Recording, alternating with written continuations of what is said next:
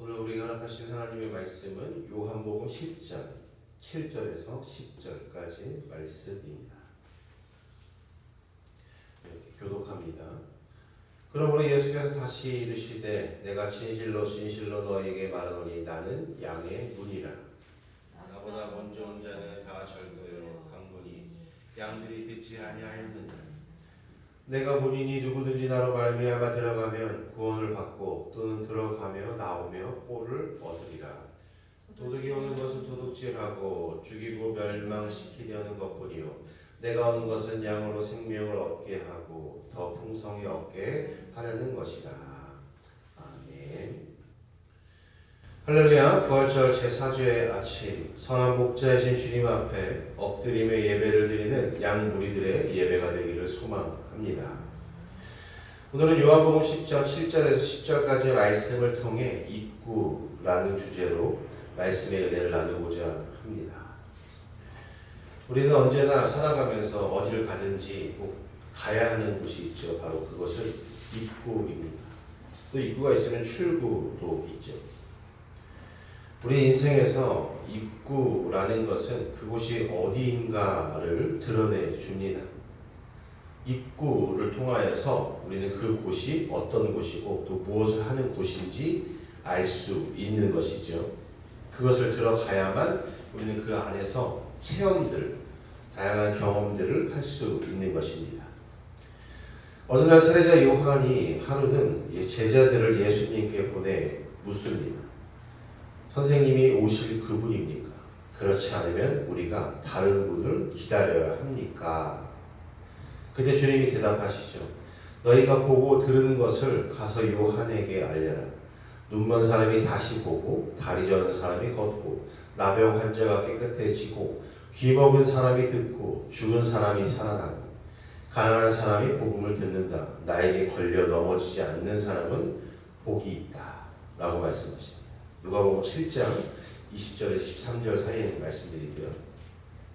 사람은 그 사람이 지나간 곳을 보면 그가 어떤 인물이었는지 알 수 있습니다. 예수님이 계신 곳에서 일어난 일들은 예수님이 누구인지를 드러내 주죠. 오늘 주님을 믿는 사람들, 주님의 오심을 기뻐하는 이들이 있는 곳에서 이러한 일들이 벌어져야 하는 것입니다. 눈앞의 일에만 몰두하던 사람이 더 큰 비전으로 세상을 내다보게 되고 욕망으로 자신의 삶을 채우려고 살아가던 이들이 함께 잘 사는 세상을 만들고자 인생을 걸어가고 죄와 허물로 인해서 움츠렸던 영혼이 살아나서 고귀한 양심을 되찾고 칭찬과 비난에만 반응하던 사람들이 하늘의 소리를 듣고 이웃의 소리를 또 듣고 하나님의 형상을 잃어버린 채 삶의 이유를 알지 못해 허덕이던 이들이 왜 살아야 되는지 깨달을 때 우리는 주님을 받아들인 사람이다 라고 말할 수 있는 것입니다. 오늘 본문에서 예수님은 자기 자신을 양이 드나드는 문으로 표현하고 계십니다. 양의 문은 성전, 희생제사용 양들이 이동할 때 드나드는 문이었습니다. 이 문으로 자신을 표현하신 예수님의 뜻이 무엇인지 이후의 스토리를 알고 있는 우리들은 단번에 그 말뜻을 파악할 수 있을 것입니다. 하지만 그 당시 이 말씀을 듣고 있던 이들은 예수님의 말뜻을 이해하지 못하였죠. 그 다음에 예수님의 말씀은 더욱더 과격해집니다. 지나칠 정도로 배타적으로 들리기도 합니다. 나보다 먼저 온 사람은 다 도둑이고 강도이다 라고 말씀하시죠. 하지만 이 말은 도둑은 다만 훔치고 죽이고 파괴하려고 오는 것뿐이라는 말씀과 연결될 때 그 의미를 자세하게 드러내주죠. 여러분, 종교 그리고 종교인의 본분은 무엇입니까? 기독교인, 말씀으로 살아가는 사람들의 본분은 무엇일까요? 말씀으로 양육하고 또 사랑으로 위로하는 것, 그리고 그러므로 인해 생명을 살리고 또 그를 바로 세우는 데에 있는 것이죠. 바로 생명을 살리는 것이. 각자에게 주어진 생명의 몫을 한껏 살아내고 삶을 축제로 살아내도록 도와야 하는 것이죠. 그러나 종교가 때로는 사람들의 영혼을 사로잡아서 꼼짝달싹 못하게 만들거나 영혼을 비틀어 불구로 만들기도 합니다. 마치 어린아이 팔 비틀기처럼 옴짝달싹하지 못하게 만드는 것이죠. 잘못된 종교는 사람을 파괴합니다. 그럴 때 확신에 사로잡힌 이들이 얼마나 파괴적인지 우리는 잘 알고 있습니다. 잘 믿는다 하는 이들 가운데서도 시민적인 책임에 둔감하고 고통받는 이들의 처지에 공감하지 못하는 이들이 많죠. 주님은 사람들을 사로잡아서 노예로 만드시는 분이 아닙니다. 자기 자신을 선한 목자로 표현하시죠. 선한 목자이신 주님은 당신이 이 세상에 오신 까닭을 이렇게 요약하고 있습니다. 오늘 본문의 10절에 내가 온 것은 양으로 생명을 얻게 하고 더 풍성히 얻게 하려는 것이라 라고 증명해 주죠. 자신의 존재 이유를 이렇게 명확하게 이해하는 이들이 얼마나 될까요? 여러분 자신의 존재 이유를 무엇이라 정의하시겠습니까? 주님이 우리 가운데 오시면 우리는 새로운 존재로 거듭나게 됩니다. 예수님과 만난 사람들, 예수님의 이름을 영접할 이들은 모두 치유의 기쁨, 생명의 기쁨을 누렸습니다. 병자들은 자리를 털고 일어났고 귀신 들렸던 이들은 온전해졌고 또 외로움 속에 유폐되었던 이들은 세상 사람들 앞에 서서 주님을 찬양했습니다. 그런데 주님은 지금 우리를 통해 이 땅에 오신다라는 거예요. 선한 목자이신 주님은 우리의 몸을 통해서 우리를 통하여서 고통받는 이들과 어둠에 잠긴 땅을 치유하려고 하신다라는 것이죠. 우리가 있는 곳에서 생명의 기적, 또 평화의 기적, 화목, 화해의 기적이 일어나고 있습니까? 그렇다면 우리는 주님의 몸이 분명합니다. 그렇지 않다면 우리는 명목상의 그리스도인일 뿐이죠. 교회에 출석은 하지만 구원의 확신은 없고 믿음이 무엇인지 규명하지 못하면서 믿음만 강조하고 말씀과 기도에 대한 이해도 없으면서 기도면 다 된다 강조하며 다른 일을 정죄하는 무늬만 그리스도인이 되는 것이죠. 유대당 베들레헴에 예수님이 수천 번 태어난다 해도 우리 마음속에 주님이 태어나지 않는다면, 주님이 오시지 않는다면 무슨 소용이 있겠습니까? 세상이 아무리 어둡다 해도 하나님으로부터 시작된 희망의 빛은 꺼지지 않습니다. 오늘 우리는 세상 곳곳에 하늘의 빛을 나르는 사람들로 부름받고 있습니다. 어둠에 유폐된 채 절망의 심연으로 가라앉고 있는 이들에게 다가가서 그들의 손을 잡아 주어야 하는 것이죠. 그들이 혼자가 아니라는 사실을 알려줘야 합니다. 적대감과 환멸이 넘치는 세상이지만 바로 환대 세상으로 바꿔가야 되는 것이지요. 무정한 세상의 냉혹함을 친절함으로 녹여내야 합니다. 동방의 박사들이 예수님을 찾으러 간 곳이 왕궁이나 성전이 아니라 말구유였다라는 사실을 우리는 잊지 말아야 합니다. 주님은 바로 그런 자리에서 우리를 기다리고 계시는 것이죠. 그 주님 앞에 엎드릴 때 새로운 삶은 시작됩니다. 하나님의 나라는 바로 우리를 통해 드러나는 것이죠. 내가 오늘 나약한 자들에게, 무력한 자들에게 친절을 베풀 때 바로 그 새로운 삶이 시작됩니다. 예수님께서는 상처와 그늘을 안고 살아가는 사람들에 대할 때는 한없이 부드러우셨지만 자신의 의에 사로잡힌 사람들과 그들의 미선에 대해서는 대단히 엄격한 태도를 보이셨습니다. 권력에 도취되어서 자기 분수를 모르는 이들에 대해서도 마찬가지였습니다. 바리새인과 서기관들을 향해 회칠한 무덤이라고 하시고 헤롯을 여우라고 부르신 것만 봐도 우리는 알 수 있죠. 그들은 백성들의 눈물을 닦아주고 상처 입은 마음을 위로해 줄 생각이 없습니다. 극심한 가난에 시달리는 이들을 도울 생각도 없습니다. 그런 이들을 보면서 주님은 거룩한 분노를 터뜨리십니다. 나보다 먼저 온 사람은 다 도둑이고 강도이다. 그들은 다 양을 훔치려고 담을 넘는 도둑들과 다를 바가 없다라는 것입니다. 이리가 오는 것을 보면 양들이 버리고 달아나는 사꾼 목자들이라는 것이죠. 주님의 이런 과격함, 점잖은 종교인들, 교양 있는 사람들의 마음을 불편하게 만들기도 하죠. 꼭 그렇게까지 말할 필요가 있을까?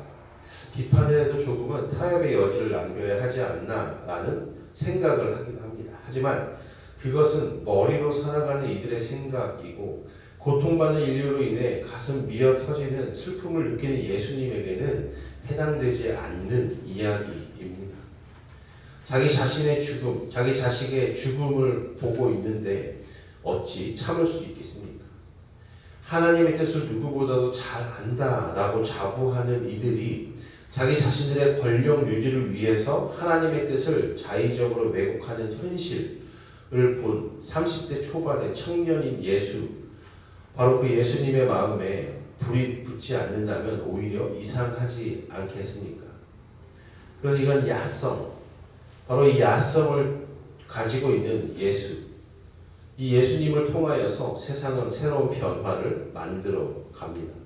위선자들, 기회주의자들, 도덕과 강도들과의 관계에서 필요한 것은 타협의 기술이 아니라 대립이라는 것입니다. 우리는 이런 갈등을 참 두려워하죠. 진리는 타협을 통해서 드러나는 법이 없습니다. 그것은 대립과 갈등을 통해서 드러나는 것이죠. 그래서 주님은 이런 말씀도 하셨습니다. 누가복음 12장 49절에 내가 불을 땅에 던지러 왔노니 이 불이 이미 붙었으면 내가 무엇을 원하리요. 그리고 또 이렇게 말씀하십니다. 51절에 내가 세상에 화평을 주려고 온 줄로 아느니 내가 너희에게 이르노니 아니라 오히려 분쟁하게 하려 함이로라 라고 말씀하셨습니다. 갈등을 회피하면 필요한 변화가 일어나지 않습니다. 좋은 게 좋은 거지 하는 타협적 태도, 세상이 다 그런 거지 라는 허무적인 모습, 열린 사회를 가로막는 말들이지요.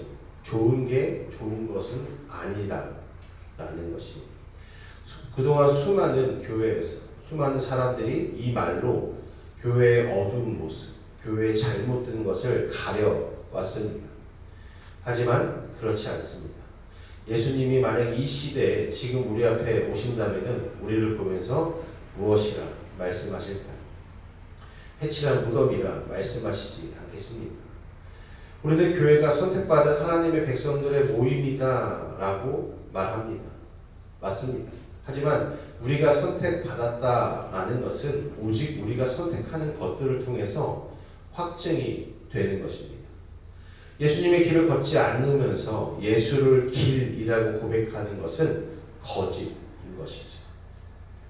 자신을 선한 목자로 표현하신 예수님의 말씀에서 양과 목자의 관계를 규정해주는 단어, 바로 알고 있다, 서로 안다라는 것이죠. 예수님이 길을 걷는다라는 것은 바로 이것입니다. 안다라는 거예요. 예수님은 안다. 요한복음 10장 14절 15절에 이렇게 기록하고 있습니다. 나는 선한 목자라 나는 내 양을 알고 양도 나를 아는 것이 아버지께서 나를 아시고 내가 아버지를 아는 것 같으니 나는 양을 위하여 목숨을 버리노라. 아버지도 알고 그리고 양도 알고 예수님, 선한 목자이신 예수님도 안다. 서로가 서로를 알고 있다는 거예요. 그렇기 때문에 무엇이 쌓이니까? 신뢰가 쌓이는 것이죠. 그게 뭐예요? 믿음이라는 것이죠. 믿음은 그런 것이에요. 서로 안다라는 것. 알기 때문에 그 길을 따를 수 있는 것이죠. 목자는 양의 이름을 알고 양들은 목자의 음성을 아는 것. 과연 우리는 목자이신 주님의 음성을 알고 있습니까? 앞서 가시는 그분의 길을 따라가고 있습니까? 혹시 도둑이고 강도의 음성을 듣고 따라가고 있는 것은 아닙니까? 도둑과 강도들의 음성은 부드럽습니다. 그들은 신앙적 정체성을 유지하며 살아가려는 우리에게 왜 힘겹게 그 길로 가냐? 인생은 짧다. 그러니 적당히 즐길 줄도 알아야 한다. 라고 세상이 다 썩었는데 왜 너 혼자 왜 고고한 척하냐? 융통성 있게 살아야 한다 라고 말합니다. 하지만 그 말들은 우리 영혼을 도둑질하는 말들입니다. 주님은 그런 도둑과 강도 그리고 이리 때에 앞서 자기 자신의 백성들을 지키려 하십니다. 그들에게 풍성한 삶을 누리게 하시려고 죽음조차 마다하지 않으신 분이시죠. 그 길은 외로운 길이지만 헛된 길이 아니었습니다. 보이지 않는 하나님의 사랑의 손길이 바로 예수님을 붙들고 있었으니 말이죠. 17절에 보면은 내가 내 목숨을 버리는 것은 그것을 내가 다시 얻기 위함이니 이로 말미암아 아버지께서 나를 사랑하시느니라. 예수님께서 이 십자가의 길, 죽음의 길을 가실 수 있었다라는 이유는 뭐예요? 하나님 아버지께서 자신을 사랑하셨기 때문이다라는 거예요. 사랑은 바로 이런 강렬한 힘이 있습니다. 주님은 살기 위해서 죽으셨습니다. 죽어야 사는 법을 아셨기 때문이죠. 우리의 삶이 누추함을, 미천함을 면치 못하는 까닭은 무엇입니까? 바로 죽음을 두려워하기 때문입니다. 죽어야 할 때 죽지 못하기 때문이죠. 누구들 죽음이 두렵지 않겠습니까? 하지만 주님은 하나님의 뜻을 수행하기 위해 죽음과 맞서는 것을 주저하지 않으셨습니다. 주님은 죽음과 그렇게 싸우셨고 마침내 죽음의 공포를 이겨내셨습니다. 얼마 전 바로 그 부활절을 통해서 우리는 주님의 다시 사심을 알지 않습니까? 어떤 사람이 용기가 있다라는 것은 그가 아무것도 두려워하지 않는다라는 말이 아닙니다. 용기라는 것은 두려움을 느끼면서도 반드시 해야 할 일을 수행하는 것, 그것을 의미하죠. 그래서 그리스도인은 용기 있는 사람이 되어야 합니다. 두렵고 무섭지만 그것을 해야 할 때 해내는 사람. 육체적인 고통이나 사회적 수치를 당할 우려가 있음에도 그것에 맞서는 순간 그 두려움은 더 이상 우리를 마비시킬 수 없습니다. 십자가에 달리신 분은 인생의 패배자가 아니라 바로 죽음에 대해 죽으신 분, 영원한 자유를 누리는 분, 예수 그리스도가 된다라는 것이죠. 주님을 믿는다라고 하는 것은, 주님을 따른다라고 하는 것은 죽어서 산다라는 말씀을 꼭 붙들고 살아가는 것입니다. 우리 삶이 누추한 까닭, 바로 죽지 않으려는 마음, 이것 때문이죠. 하지만 앞서 말씀 나눈 것처럼 아버지의 사랑을 알기 때문에 예수님이 죽음의 십자가의 길을 갈 수 있던 것처럼 주님의 사랑을 알고 주님의 은총을 경험하면은 우리는 그 죽음의 길로 걸어갈 수 있는 것이지. 다니엘은 사자굴 속에서 하나님의 보호하심을 경험했고 또 그의 친구인 사드락, 메삭, 아벳느고는 불타는 화덕 속에서 하나님을 만났다라는 사실을 기억하시길 바랍니다. 바로 그 죽음의 길, 죽음의 순간에 생명이 있습니다. 하나님의 사랑이 있습니다. 우리의 삶의 그 죽음의 자리 가운데 바로 하나님이 존재하고 계시다라는 거예요. 지금 우리는 누구의 목소리를 들으며 살고 있습니까? 누구의 길을 따라가고 있습니까? 정말 잘 산다라는 것은 누군가의 생명을 풍성하게 하는 사람이 되는 것 아니겠습니까? 우리가 날마다 만나는 사람들의 얼굴에 행복한 웃음이 피어나도록 하는 것, 낙심했던 영혼에 희망을 불어넣는 것, 배고픈 사람을 먹이는 것, 외로운 사람의 덫이 되어주는 것. 우리는 이 일에 부름을 받은 사람들입니다. 순례자의 길이란 다른 것이 아니라 바로 나를 버리는 길입니다. 사실은 나를 버림으로 참된 내가 되는 길이죠. 이 길을 걷다가 문득 길을 걷는 친구로 다가오시는 주님과 만나게 되는 축복이 함께 하시기를 소망합니다. 이 세상은 죽음의 문을 향해 들어가고 있습니다. 그것도 입구죠. 생각이 다르고 이념이 다르다라는 이유로 서로 헐뜯고 증오로 죽고 죽이는 현실은 계속됩니다. 이 현실은 약육 강식의 논리만 존재합니다.